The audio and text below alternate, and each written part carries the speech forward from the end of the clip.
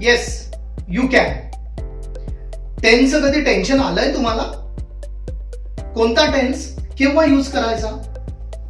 Present tense, past tense, future tense नक्की केव्हा वापरायचे? कोणतं वर्ब कोणत्या टेन्स मध्ये कसं वापरायचं? असे बरेच प्रश्न आपल्या मनात असतात. आपण टेन्स स्कूलमध्ये शिकतो, कॉलेजमध्ये पण शिकतो. ऍक्च्युली तुम्ही जर बघितलं तर डिफरंट एक्झाम मध्ये टेन्सवर क्वेश्चन असतातच. तरी पण आपला टेन्सचं कन्फ्युजन होतच. टेन्स बद्दल मनात शंका निर्माण होतात आणि आपण टेन्स होतो. तर याच टेन्सचा जर प्रॉपर सेन्स असेल तर इंग्लिश लँग्वेज ची डिफिकल्टी तुम्हाला कधी येणारच नाही. या व्हिडिओमध्ये आपण इंग्लिश लँग्वेज मधले टेन्स पाहणार आहोत. टेन्स म्हणजे काळ. इंग्लिश लँग्वेज मध्ये एकूण प्रेझेंट टेन्स, पास्ट टेन्स आणि फ्युचर टेन्स असे 3 मेन टेन्स आहेत. आता या प्रत्येक 3 टेन्सचे 4 सब टाइप्स आहेत. तुम्ही स्क्रीनवर पहा. प्रेझेंट टेन्स, मग याचे 4 सब टाइप्स कोणते? Simple present tense, present continuous tense, present perfect tense, present perfect progressive tense. Past टेन्सचे पण असेच सब टाइप्स आहेत. Simple past tense, past continuous tense, past perfect tense, past perfect progressive tense. Future टेन्सचे पण same या पद्धतीने subtypes होते. Simple future tense, future continuous tense, future perfect tense, future perfect continuous tense. म्हणजेच एकूण English language मध्ये 12 tense आहेत आणि मुख्य 3च टेन्स आहेत. हे 3 बेसिक किंवा मूलभूत टेन्स आहेत.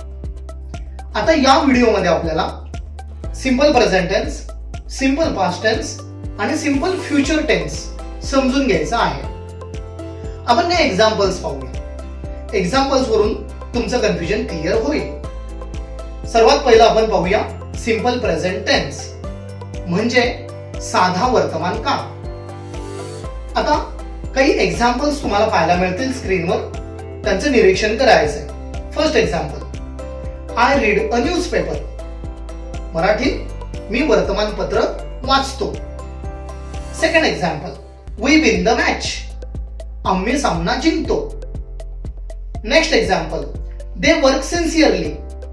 ते सिन्सिअरली काम करतात. हे 3 एक्झाम्पल जर तुम्ही पाहिले, यांचं जर निरीक्षण केलं तर या 3ही एक्झाम्पल मध्ये एक गोष्ट कॉमन आहे. कोणती गोष्ट कॉमन आहे? वर्ब. 3ही एक्झाम्पलचं निरीक्षण करा. या 3 एक्झाम्पल मध्ये first form of main verb use केलेले आहे. पहिलं एक्झाम्पल बघा, I read a newspaper. Read हे वर्बचं फर्स्ट फॉर्म आहे. Second example, we win the match. Win first form of verb. आणि दे वर्क सिन्सिअरली.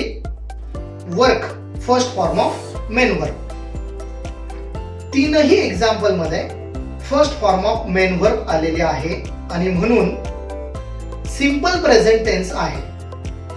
सब्जेक्ट कोणताही असो, पहिल्या याच्यात आय सब्जेक्ट आहे, सेकंड एक्झाम्पल मध्ये वी सब्जेक्ट आहे, थर्ड एक्झाम्पल मध्ये दे सब्जेक्ट आहे. सब्जेक्ट कोणताही असो, वर्बचं फर्स्ट फॉर्म आहे. आता या व्यतिरिक्त पण काही एक्झाम्पल्स आहेत ज्याला आपल्याला अपवाद म्हणता येईल. तुम्ही स्क्रीनवर पाहू शकता. मी काही एक्झाम्पल सांगतो, त्यांचं निरीक्षण करा. Sahil drives a car nicely. इथं ड्राइव्हज म्हटलंय मी, वर्बला SES प्रत्यय लागला. Next example, she decorates her home. And next example, YouTube gives us knowledge. या 3 एक्झाम्पल मध्ये वर्बला S प्रत्यय लागलेला आहे. ड्राइव्हज, डेकोरेट्स आणि gives. Can you guess the reason? वर्बचं पहिलं रूप आपण पहिल्या 3 टेन्स मध्ये पाहिलंय आणि या ठिकाणी वर्बला S किंवा ES प्रत्यय लागलाय. याचं कारण आहे सब्जेक्ट.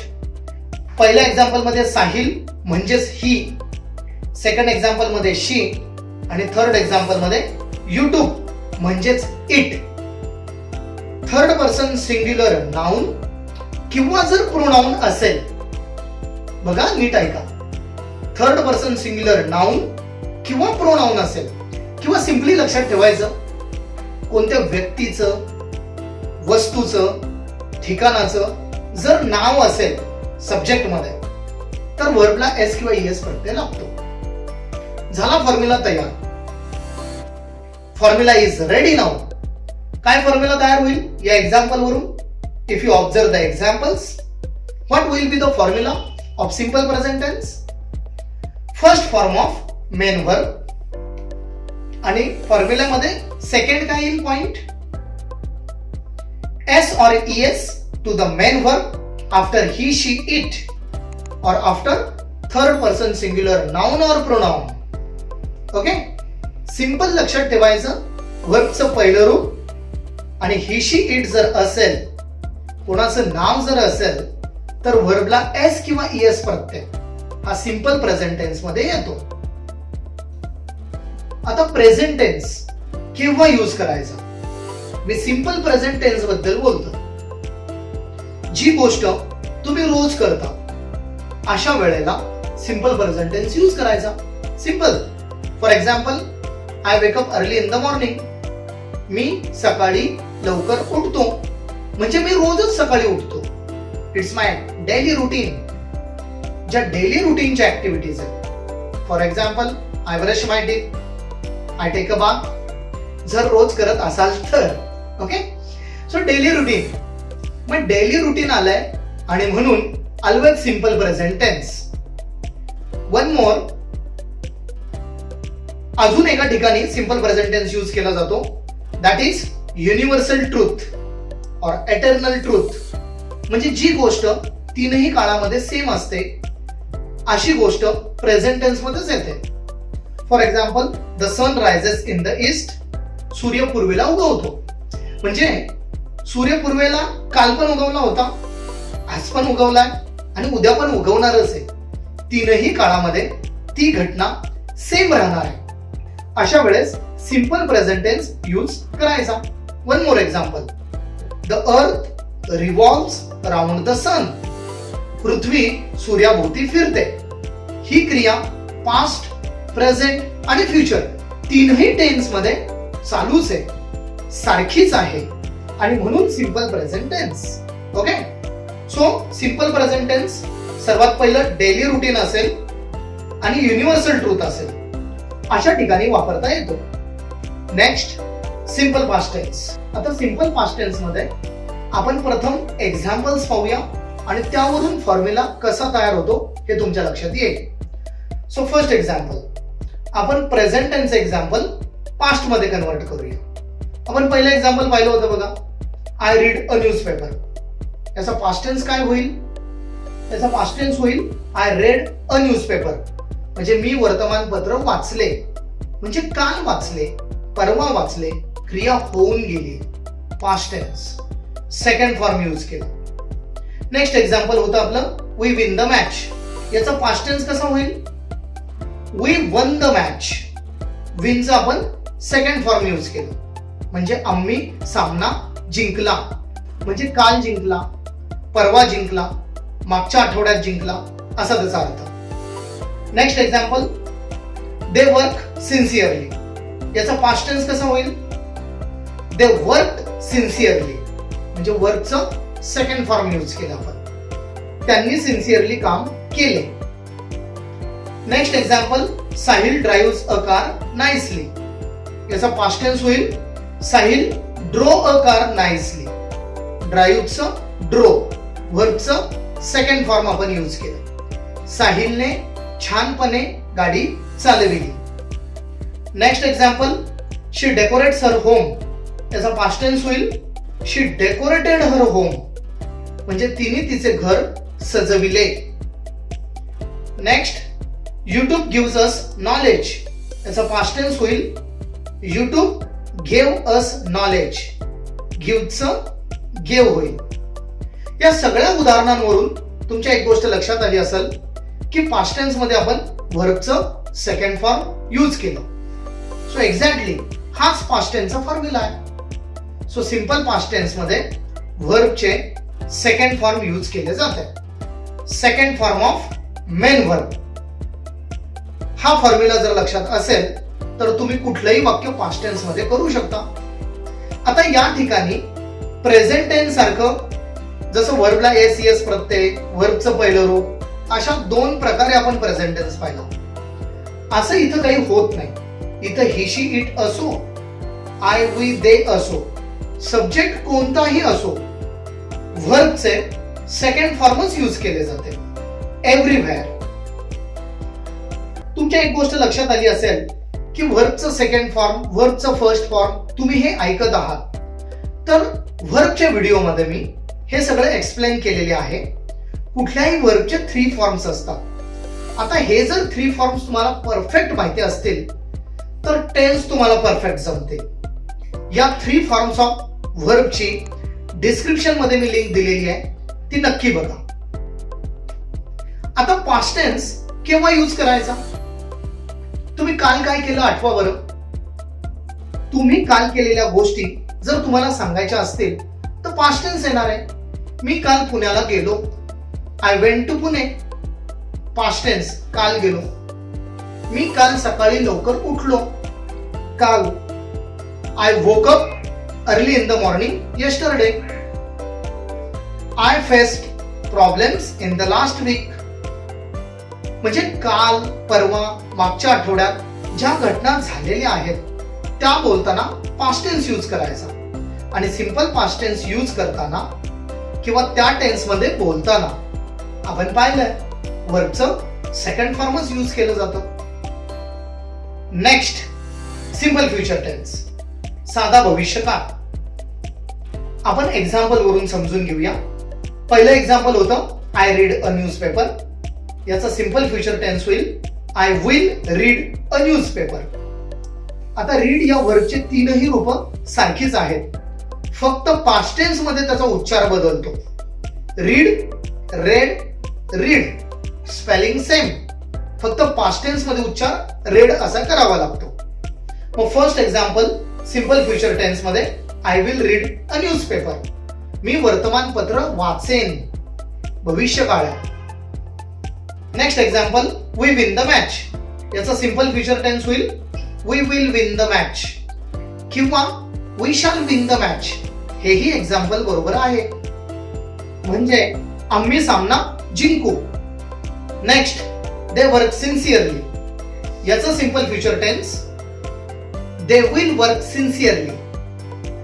ते सिन्सिअरली काम करतील, भविष्यकाळ. Next, Sahil drives a car nicely. Simple future tense काय होईल याचा? Sahil will drive a car nicely. Next example she decorates her home. याचा फ्युचर टेन्स होईल she will decorate her home. आणि last example YouTube gives us knowledge. याचा simple future tense होईल YouTube will give us knowledge. या सगळ्या उदाहरणांवरून simple future टेन्सचा formula तुमच्या लक्षात येईल की सगळ्या एक्झाम्पलचं तुम्ही निरीक्षण करा, सगळे एक्झाम्पल्स तुम्ही ऑब्झर्व करा. प्रत्येक एक्झाम्पल मध्ये मी शाल किंवा विल वापरलंय. प्रॉबेबली सगळ्या ठिकाणी विल वापरायचं. ओके. आता सर्वत्र तुम्ही विल वापरू शकता आणि त्यानंतर व्हर्बचं पहिलं रूप वापरलेलं आहे. तुम्ही एक्झाम्पल चेक करा. पहिले example will read, second example शाल और will win, next example will work, त्यानंतरचे विल ड्राइव्ह, विल डेकोरेट आणि विल गिव्ह. म्हणजेच सिंपल फ्युचर टेन्सचा फॉर्म्युला आहे शाल और will plus first form of main verb. म्हणजे शाल विल वापरून वर्बचं पहिलंच रूप वापरायचं. हा सिंपल फ्युचर टेन्स. यामध्ये सब्जेक्ट चेंज जरी झाला तरी वर्ब मध्ये विशेष असा बदल होत नाही. आता हा सिंपल फ्युचर टेन्स वापरायचा कसा? हा सिंपल फ्युचर टेन्स केव्हा वापरायचा? जी गोष्ट तुम्हाला उद्या करायची आहे, परवा करायची आहे, अशा वेळेला सिंपल फ्युचर टेन्स वापरायचा. आता सिंपल फ्युचर टेन्स वापरायचा म्हणजे काय करायचं? शाल किंवा विल, आणि गोंधळ होत असेल तर विलच लक्षात ठेवायचं. विल वापरायचं बोलताना आणि वर्बचं पहिलं रूप वापरायचं. फॉर एक्झाम्पल, मी उद्या मुंबईला जाईन. I will go to Mumbai tomorrow. मी उद्या परीक्षा देईन. I will face the exam tomorrow. उद्या मी डॉक्टरांकडे जाईन. I will visit doctor tomorrow. यावरून तुमच्या ही गोष्ट लक्षात आली असेल की प्रेझेंट टेन्स मध्ये फर्स्ट फॉर्म यूज करता व्हर्बचा, पास्ट टेन्स मध्ये सेकंड फॉर्म यूज करता आणि फ्युचर टेन्स मध्ये विल किंवा शाल वापरता. आपण पाहिलंय कॉमनली तुम्ही विल वापरू शकता आणि त्यानंतर वर्बचं पहिलं रूप वापरता. आता प्रेझेंट टेन्स मध्येच फक्त ही शी इट किंवा व्यक्तीचं वस्तूचं जर नाव असेल सब्जेक्ट मध्ये तर व्हर्बला एस किंवा एस प्रत्यय लागतो. हा अपवाद फक्त लक्षात ठेवायचा. बाकी या एक्झाम्पल वरून फॉर्म्युला तुमच्या लक्षात आलेला आहे. सेम एक्झाम्पलची किंवा वेगळ्या एक्झाम्पलची जर तुम्ही प्रॅक्टिस केली तर हे परफेक्ट होईल. नेक्स्ट व्हिडिओमध्ये आपल्याला कंटिन्युअस टेन्स पाहायचा आहे. पुन्हा भेटूया नेक्स्ट व्हिडिओमध्ये.